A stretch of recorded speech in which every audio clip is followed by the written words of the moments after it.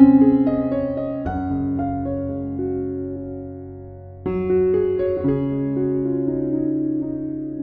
pagi sahabat-sahabat Duk in Altum yang terkasih dalam Kristus. Selamat berjumpa kembali dalam Renungan Harian Katolik, yang dibawakan oleh Bapak Rovinus John dari Kota Bekasi, Jawa Barat. Selamat mengikuti, semoga semakin melayani, semakin terlibat, dan semakin menjadi berkat bagi sesama. Saudara dan saudari terkasih dalam Kristus, selamat pagi dan selamat bertemu kembali dalam Renungan Harian Selasa 1 Juni 2021. Marilah sekarang kita siapkan hati dan pikiran kita untuk mendengarkan dan merenungkan firman Tuhan. Pada pagi hari ini, bacaan diambil dari Injil Markus bab 12 ayat 13 sampai dengan ayat 17. Kemudian disuruh beberapa orang Farisi dan Herodian kepada Yesus untuk menjerat dia dengan suatu pertanyaan.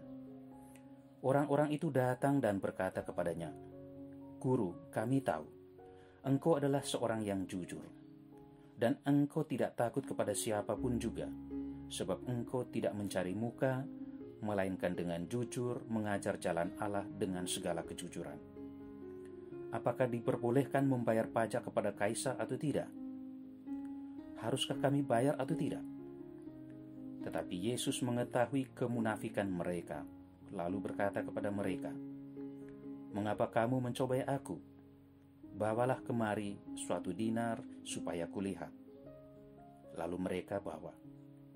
Maka ia bertanya kepada mereka, "Gambar dan tulisan siapakah ini?" Jawab mereka, "Gambar dan tulisan Kaisar." Lalu Yesus berkata kepada mereka, "Berikanlah kepada Kaisar apa yang wajib kamu berikan kepada Kaisar, dan kepada Allah apa yang wajib kamu berikan kepada Allah." Mereka sangat heran mendengar dia. Demikianlah sabda Tuhan.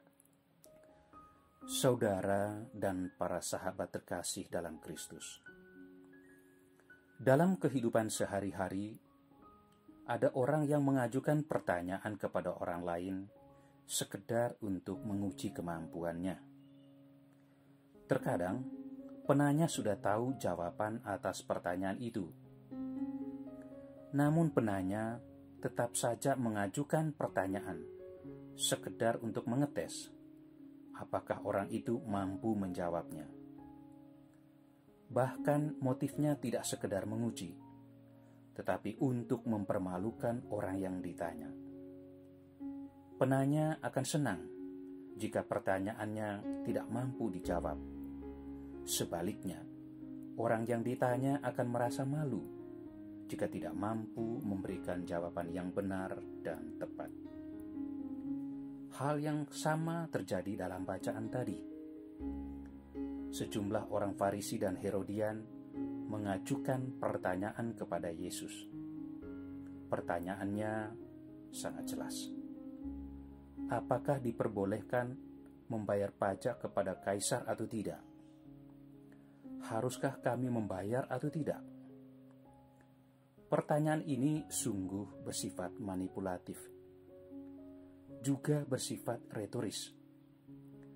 Disebut manipulatif karena tujuan orang Farisi dan Herodian bertanya adalah untuk menjerat Yesus. Dan disebut retoris karena sebenarnya orang Farisi dan Herodian sudah tahu atas jawaban pertanyaan itu, yaitu bahwa setiap warga kerajaan, termasuk mereka, harus membayar pajak kepada kaisar atau kepada penguasa. Namun karena ingin menjerat Yesus, maka mereka tetap mengajukan pertanyaan tersebut. Yesus mengetahui maksud busuk atau niat jahat yang tersembunyi dalam hati orang Farisi dan Herodian. Namun Yesus tidak marah oleh karena kemunafikan mereka yang terbungkus dalam pertanyaan itu. Justru Yesus menyingkap dengan gamblang kebusukan hati mereka. Hal itu nampak dari pernyataan Yesus, "Mengapa kamu mencobai aku?"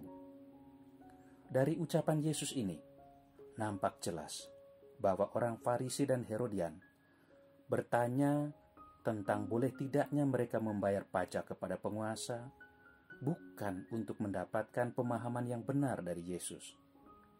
Tujuan mereka adalah untuk mencobai atau untuk menguji Yesus.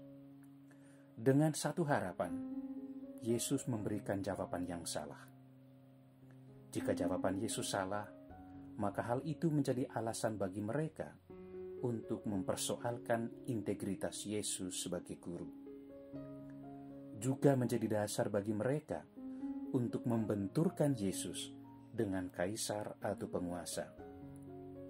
Dengan tujuan akhir adalah Yesus dihukum karena dianggap menentang penguasa.